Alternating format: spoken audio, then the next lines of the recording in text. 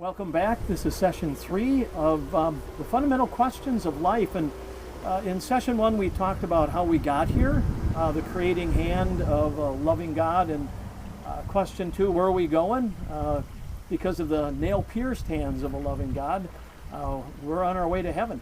So here's question number 3 for you, Dr. Alice. So why am I here right now? Why can't I just head to heaven? I'd much rather go to heaven. Yeah. So the purpose for my life in this world, even though it is sin-stained, and even though I am redeemed and heading for heaven, that's my purpose here. Yes. Now, you mentioned in the last session, there are those who say, you're done. When you're dead, you're dead. There's no consciousness. There's nothing. I can't see where that would enhance anything for my daily life. No. And that's why the poverty of a worldview void of God has this huge void when it comes to why am I here? Is there any meaning to my life? As I mentioned before, there was this atheist evolutionist and this Christian creationist. They were debating origins, and the evolutionists said the implications of evolution are many, and one of them is, besides there's no God, right? There is no afterlife, there is no purpose to life. You live and die. You can use these terms, proximate meaning. You can have proximate meaning. You can have a little meaning to your life, but there's really no big purpose to it. There's really no point. And so that is what causes a lot of people to look ultimately at this with despair at their life, because I'm just going to ride the merry-go-round of life once, and I guess maybe I should collect all the toys I can while I'm here, because he who dies with the most toys wins, right? But still, there's that God-shaped vacuum, as Augustine said, that all of us have. And if you're trying to fill it with money or possessions, with booze, with whatever, it never satisfies. And that's why Christianity is not just intellectually satisfying. It makes sense, as we talked about in the previous sessions, but it's spiritually satisfying. We want to know, is this all that there is? Is there nothing more? Do I have meaning? Yeah, even Blaise Pascal talked about this void. This is a genius, right? I mean, this guy knows science and physics and math, and yet was smart enough to know that all of this isn't going to fill that need. Rick Warren wrote a book, The Purpose-Driven Life. Yes. It sold 25 million copies. It tells me something, that we live in a culture today where people are thirsting for purpose, they're longing for meaning, and they're not finding it, even though we are the healthiest, most prosperous culture and generation ever to walk on the face of the earth. Yes. And yet we feel something's missing. Right. And when you are created to have a relationship with God, when you're wired to have that relationship, if it's not there, then there is the void. Correct. Right? Yes. Was it Nancy Pearcey who had talked about we can gather all of these things, we can get jobs and educations, but in the end, does it really satisfy who we are? Yeah. Our hearts are restless until we find rest in you. All right. Yeah. And so that's the key. All right. So when you think back to the creation, God creates in 6 days everything, and on the 6th day creates Adam and Eve, right? And he gives them what some people call a cultural commission, right? So we know about the Great Commission, but the cultural commission is what some people call the job, the purpose God gave to all human beings, starting with Adam and Eve. Be fruitful and multiply, fill the earth and subdue it. And so when you think about that command, this is what we do. We were designed to do something, to fill the earth, all right? To have children, to find satisfaction in our labor. When you read Ecclesiastes, Solomon talks about that. He goes, if you can find satisfaction in your work, that is a gift from the Lord, all right? Because what are you doing? You're doing what you were designed to do. So be fruitful and multiply, fill the earth and subdue it, all right? So get married, have children, that makes sense, right? He designs biological male and female to reproduce, to fill the earth that he designed, but also fill the earth, all right? As you do that, it's the things we create, so benches, computers, it's the buildings, cars, our careers, our vocations, using Lutheran terminology. You've got this calling that God has placed on you to take the abilities and gifts He's given you to glorify Him and also to serve one another. And in that way, you find meaning and purpose. And so the illustration I'll use when I'm speaking about this is, if my laptop breaks down, I can't fix it, but someone can. And they're serving me and glorifying God with that ability. And so that is a blessing, and it provides meaning in their life, and obviously a help to me when I can't get my computer to work. You know, Luther, before the Reformation, if someone said, he has a call to serve God, or she has a call to serve God, it was a priest or a nun. Nobody else was serving God. Exactly. It was only through Yes. church, ecclesiastical means that you were serving God. Part of the Reformation for Luther was what we refer to as the priesthood of all believers, but also societally, the opportunity to serve God by the gifts and abilities and talents. You know, we can pull up Romans 12 or 1 Corinthians 12. You know, whatever gift you have, go use it. And for me, that means a whole lot. That God intentionally gifted me so I can go use those gifts. Someone asked me, where was your dad called? Thinking my dad was a pastor. And I said, my dad was called to Briggs and Stratton. He worked in management, and he was the one who kind of made sure all the lines were running. I thought he was a pastor. No, God called him to do this, right? And God called my mom to be a homemaker. You know, Luther talked about the milkmaid is serving God. The husband who changes the messy diaper is serving God. So I think there's some real good purpose and meaning in understanding that I'm part of the fabric of society. And even non-Christians can find satisfaction and purpose and meaning in that as well. Absolutely. It's not something that we particularly own as Christians. Correct. Right? Yeah, exactly. And so when people say, but that's just what we do.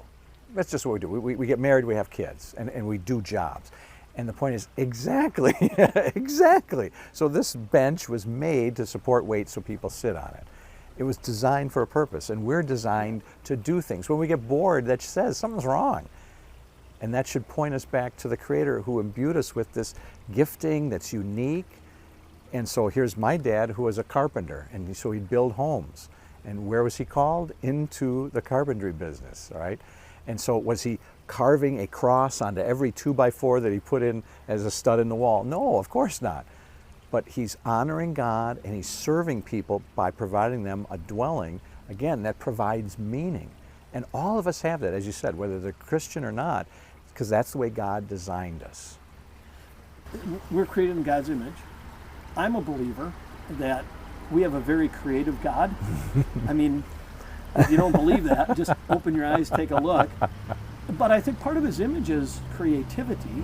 And if we have the image of God, he's created us to be creative.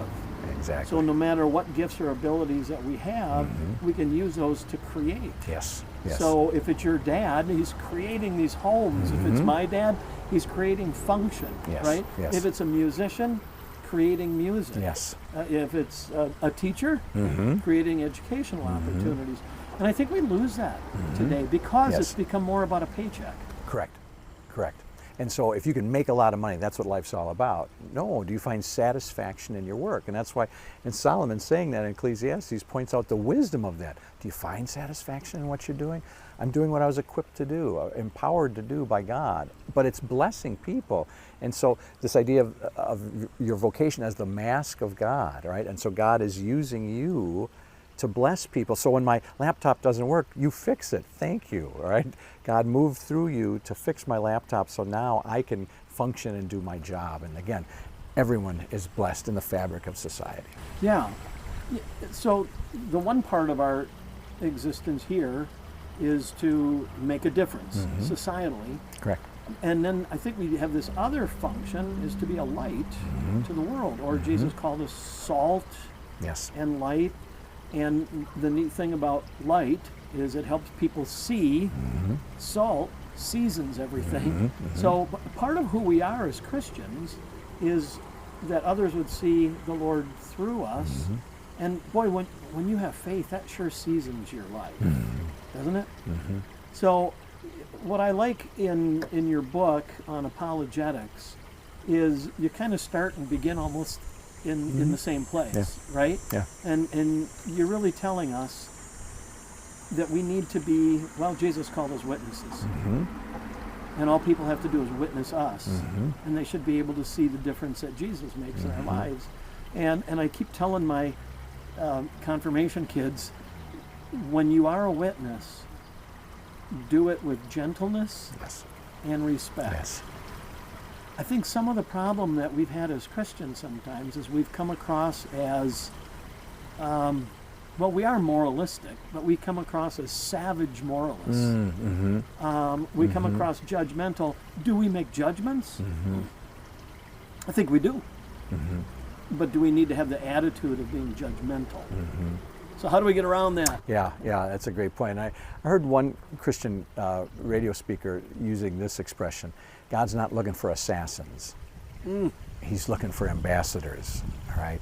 And so we are ambassadors of Christ. We're not assassins.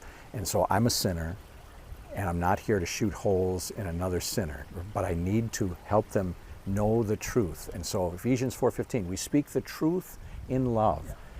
1 Peter 3:15, we do this with gentleness and respect, right? Understanding you have a problem, I have a problem, it's sin. So even as we're fixing computers and building homes, these are important things, but there's this ultimate destiny that we're going to face one day, either heaven or hell. So we've got to do not just the cultural commission, but the Great Commission. We're to make disciples. That's the command that God has for us. And it's by going and baptizing and teaching, all right? And so make disciples. How do I do that? I go to people and you baptize as the head of the church, right? And then we teach people these things. But using the law, we've got to help people understand we're violators of God's holy will. I'm not here just to assassinate people with that knowledge. I also bring gospel. I bring the healing message as an ambassador of Christ. But God forgives us in Christ. And that provides another meaning as a Christian to their purpose. So I'm fixing computers, I'm building homes, whatever it is that God's called you to do. But I'm also looking for opportunities. And I like in Colossians 4 where Paul says, pray that a door opens for me so I can witness. And so that's what I would do when I worked in high school as a bellman delivering luggage, right? Lord, give me opportunities to witness, right? Or when I would help teach scuba diving, Lord, give me an open door to witness. And so I can help you learn to scuba dive. And there's also times where I can point out, look at the beauty of this creation that we saw in the coral. Isn't God's handiwork just so beautiful and powerful? And so it's moments to bring this cultural commission and great commission together. I'm helping you learn to scuba dive, but I'm also pointing out the one who made the beauty of the creation. Yeah, you know, I've got a wife who's really good at this. We go out walking, and if she sees someone, you know, she'll, hey, have a God blessed day.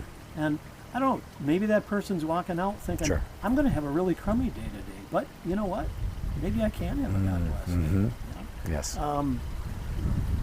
You know, the other thing for me is we talked about having this orderly God, and He created the man and the woman, and then He got a family. And I think sometimes we've lost the meaning of family today, or we lost maybe the function of family. I mean, we're busy people. Yes. Right? Mom might be working out of the house, Dad might be working out of the house. They've got meetings that are going, now that we have technology, we're even bound by more. Yes. Right? I gotta go check my email before I go to bed. Right. The kids got soccer or softball or piano or dance. And I don't know, when I was a kid, we were all around the dinner table. And we made our kids do that too. And there's always exceptions. Sure. It seems like we've lost that today. Yes. Yeah. And I don't know if it's out of necessity, but there's something to be said for the family as the incubator of faith. Absolutely. Isn't it? Absolutely, yes. So when you read in Deuteronomy, God says, you're going to teach these things to your children, and you're going to talk about it when you lie down, when you get up, when you walk along the road. You're going to bind this on your hands and on the walls of your home. It's just going to be part of your life. And having these conversations, having time together is huge. And we can see through the studies of the depression and isolation that people are feeling, Yeah, we can be on our phone and connected with people, and yet we're still disconnected. And that's where God sets us in families. All right, I love in Psalms it says, God sets the lonely in families. And so we can have our family, but even if we're single, we're in the family of believers here at First Emmanuel. And so God sets the lonely in families. We need that connection. We need that face-to-face interaction. And I can't get it here on my smartphone, but I get it through that one-on-one time, and it's an investment of time. It's not just quality time, it's quantity time. You've got to put in the quantity to get the quality. You know, I had a friend, my first parish, and I bumped into him when I was doing hospital calls. He was a cardiac surgeon. And we got to see each other so many times that we'd go out for lunch, Nice. and then we kind of hung out together. And he was a Christian. And he actually had an article or a letter published in the New England Journal of Medicine. It was about touch. And it was a man who had no family in the emergency room, nothing they can do for him, and he's going to die. And they wheeled him into the hallway because they needed the room. And he said to his staff, I'm going to spend the closing time with him. And he said, I held onto his hand and prayed. And he died with someone there. Yes. We are social people, and we need social connection. Hermits are society's outliers. Ted Kaczynski was not a normal person. Correct. Right? So we've got families, and then God says, I'm going to give you this family called the church, which you mentioned. And I think sometimes we neglect the church too. You know, we have found, studies have been done, church attendance is down. But here's what we found. It's the same amount of people going to church, not as often. They're just not coming together as often. And I really think some of our purpose in this world is to care for each other as a family and to care for each other as the family of Christ. If we don't do those things, we're not going to have the purpose and the meaning, nor are we going to be the light and the salt. How important that is. You know, and so my encouragement is always, you know, couples pray together. Families have devotions together and worship together. And I know your family is active in all of that. How has this impacted your family? We have to be very purposeful about having time at dinner to sit together. During the day, girls are going to high school, Kelly's working, I'm working, and so we want to make it a point as often as possible to eat together, one meal, dinner. So sometimes we talk about our day and everyone has something to share, and it's a lot of fun. And other times we just talk about one issue, something that came up that is a troubling point, and how should we address it? How should we go about it? But it's essential to disconnect from the technology and to connect to one another. Yeah, home really needs to be that bastion of faith, doesn't it? Of care and comfort. And we see that played out with Jesus and the disciples. And we hear about their good days. We hear about their not so good days either. But I think that's an important place to be. So if you were going to give any pointers to our families as far as connectivity and purpose and meaning, what would they be? When my wife and I were having our children, some of the best advice we got from people was, this is going to go by real fast. And so to understand, as you look at a calendar, how many weekends do you have in 1 year? And then how many are you going to have over 18 years? And when Scripture talks about making the most of every opportunity, it's talking in an evangelistic sense. Make the most of every opportunity when you're talking to people, and use those opportunities to lift up Christ and point them to their Savior. But if we apply that in a different area to our families, make the most of these, because we've got time now at the dinner table, or we've got a weekend here, or we've got time dropping kids off at school, and what are we talking about? It's real easy to listen to the radio, but there's resources out there that are questions that you can talk to your kids about. And so if you don't know what to bring up, well, here's a resource where you can just look at these questions that you can talk to your kids about in the car or at the dinner table, and make the most of every opportunity. God gives us this time and this family that we're in, and we can use that to encourage one another and nurture one another so we can grow in body and soul and spirit. being more like our Savior Jesus. I want to say thanks Welcome. for all 3 sessions, for helping us more clearly see who we are, where we're going, and how we got there. Absolutely. And God's blessings to you. Thanks, Pastor. And just want to say thank you to all of you for sitting in on our conversation. And hopefully we'll have more opportunities for you to sit in on conversations about our Christian faith. God's blessings. Thanks so much for using our study on the fundamental questions of life. I pray that this was not only instructive, but also helpful for you in your daily walk with Jesus and maybe with the people in your circle of influence that don't know him like you do. For more information on apologetics, again, I'm going to direct you to Brad Allis's book, Life's Big Questions, God's Big Answers. And I'll keep you in my prayers.